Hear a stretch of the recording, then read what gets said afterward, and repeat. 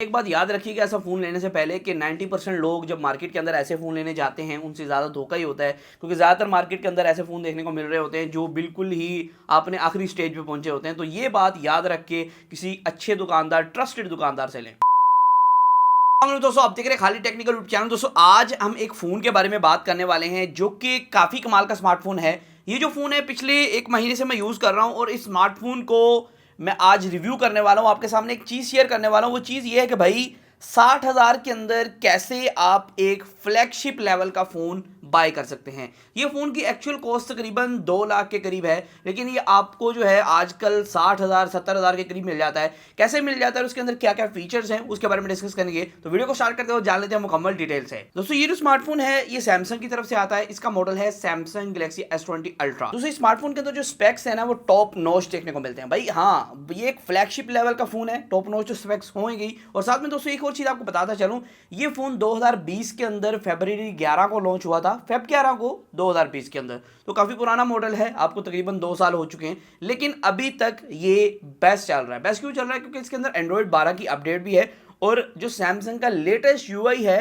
4.0 वो भी इसके अंदर अवेलेबल है। तो मैं इसकी कुछ आपको बताना चाहूँगा मेरा एक्सपीरियंस कैसा रहा कि अगर आप एक नया मिड रेंजर बाय करते हैं, लाइक 70-80 हज़ार के अंदर कोई भी मिड रेंजर फ़ोन बाय कर रहे हैं, या फिर आप एक पुराना फ्लैगशिप बाय करते हैं, उसमें क्या डिफरेंस आता है और क्या क्या आपको ड्रॉबैक्स और क्या चीज़ें अच्छी देखने को मिलती है, ये गाइड करने वाला हूँ। और इस स्मार्टफोन का रिव्यू हो जाएगा साथ साथ। जो फ्रंट साइड पे ना इसका एक क्वाड HD आपको पैनल देखने को मिलता है, तो और सामने की साइड पे जो पैनल है ये 120 हर्ट्ज पे काम करता है। 120 हर्ट्ज पे फुल HD पे काम करता है। अगर आप इसे मतलब कि 2K लेवल 1440p तक लेना लेके जाना चाह रहे हैं तो फिर जो है ये 60 हर्ट्ज पे सिर्फ हो जाता है, 120 हर्ट्ज वहाँ वर्क नहीं करता है। तो मैं जो इसे यूज़ करता हूँ 120 हर्ट्ज पे यूज़ करता हूँ, इस वजह से फुल HD पे ओनली यूज़ करता हूँ। और दूसरी बात, इसके अंदर जो डिस्प्ले है ये HDR10 प्लस को भी सपोर्ट करता है, वाइड वन L1 को भी सपोर्ट करता है, और ये कर्व पैनल है और ये एक सुपर एमोलेड पैनल है जो कि डायनामिक एमोलेड सैमसंग के एक वर्जन आता है उसके अंदर आपको देखने को मिलता है।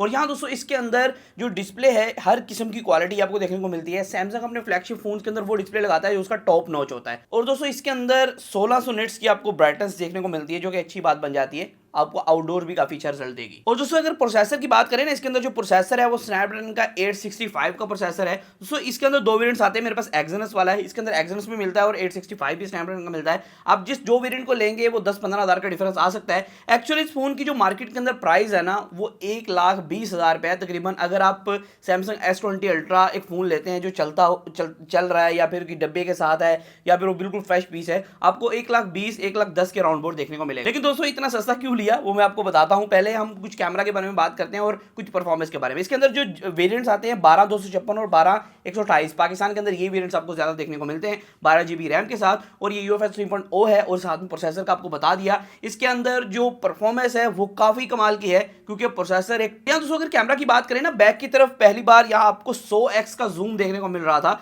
यहाँ दोस्तों 108 मेगापिक्सल का कैमरा है इसकी बैक की तरफ, और 100x जूम जो आपको प्रोवाइड करता है। एक 48 मेगापिक्सल का टेलीफोटो लेंस भी है, तो इसका जो 100x जूम है काफी कमाल है, काफी स्टेबल है। और 12 मेगापिक्सल का अल्ट्रा वाइड सेंसर है। क्वालिटी कुछ फोटोज की कुछ वीडियोस की मैं शो कर रहा हूँ, बहुत अच्छी क्वालिटी है। डायनामिक रेंज बहुत कमाल है भाई इसकी, वीडियो के अंदर भी और फोटो के अंदर भी। और साथ में दोस्तों एक TOF सेंसर है जो कि 0.3 MP कुछ का है, जो कि डेप्थ सेंसिंग का काम करता है। क्रेडिट बुक एक ऐसी ऐप है जिसके अंदर आप हर किसी का हिसाब किताब रख सकते हैं। मतलब कि अगर आपके पास कहीं से पैसे आने हैं, कहीं से जाने हैं, तो आप सारा हिसाब उसके अंदर नोट रखें। आप भाई एक बंदे से पैसे 5 तारीख को लेने हैं तो उसको रिमाइंड भी करवाना है ना, तो उसके अंदर रिमाइंडर सेव करें कि भाई उसे रिमाइंड करवाना है। 5 तारीख को उसको रिमाइंडर सेंड करें और 5 तारीख को आपको याद होगा, ऐप भी आपको रिमाइंड देगी भाई इस बंदे से पैसे लेने, जाके लेके आओ। और दूसरी बात दोस्तों, इसके अंदर आप अपने उधार का हिसाब किताब रख सकते हैं, दुकानदार हैं तो दुकान का हिसाब किताब रख सकते हैं। और बहुत अच्छी बात मुझे ये लगी, अगर आपकी कोई एंट्री डिलीट हो जाती है गलती से आपसे, जो आपने एंट्री दी थी और गलती से डिलीट हो जाती है, तो इसके अंदर रिसाइकल बिन का ऑप्शन आपको बिल्ट इन देखने को मिलता है। इसके अंदर से ये बिजनेस कार्ड भी जनरेट कर सकते हैं अपना, और काफी बिल बुक्स वगैरह काफी चीजें आप जनरेट कर सकते हैं। और मुकम्मल अगर आप एक बंदे को उसका हिसाब किताब पूरे महीने का उसका कच्चा चिट्ठा उसको भेजना चाहते हैं कि भाई ये लेन देन तूने मेरे साथ किया है, तो आप PDF की फॉर्म में उसे सेंड भी कर सकते हैं, जो कि काफी कमाल की बात बन जाती है।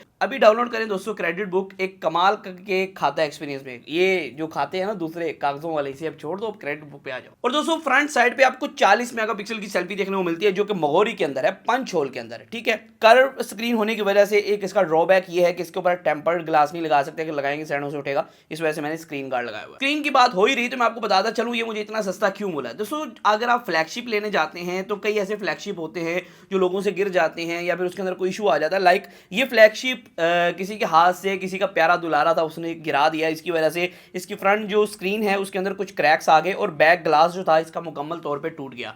तो जब ये ऐसे फ़ोन मार्केट के अंदर आते हैं तो वो रिपेयर्ड फ़ोन होते हैं, तो उसका जो रेट होता है वो काफ़ी ज़्यादा कम होता है एक्चुअल फ्लैगशिप से। तो ये जो फ़ोन है इसकी बैक जो है वो चेंज है, फ्रंट ग्लास जो है इसका कुछ जगह से ब्रेक है, जो ग्लास है आप चेंज करवा सकते हैं, आपको अक्सर जो है सर्विस सेंटर ग्लास जो है वो चेंज कर देते हैं। इसका जो ग्लास है तकरीबन 15 से 20 हज़ार के राउंड बोर्ड आपको देखने को मिलता है मार्केट के अंदर अगर चेंज करवाने जा रहे हैं। एलसीडी की बात नहीं कर रहा, पूरी स्क्रीन की बात नहीं कर रहा, सिर्फ ऊपर वाले ग्लास की बात कर रहा हूँ, क्योंकि कर्व है इसका, इस वजह से काफ़ी ज़्यादा रेट्स होते हैं इसके, तो 15 से 20 हज़ार की कॉस्टिंग आती है। तो मैंने ग्लास ब्रेक ये 63 का राउंड बोर्ड मुझे मिला था with charger and with box.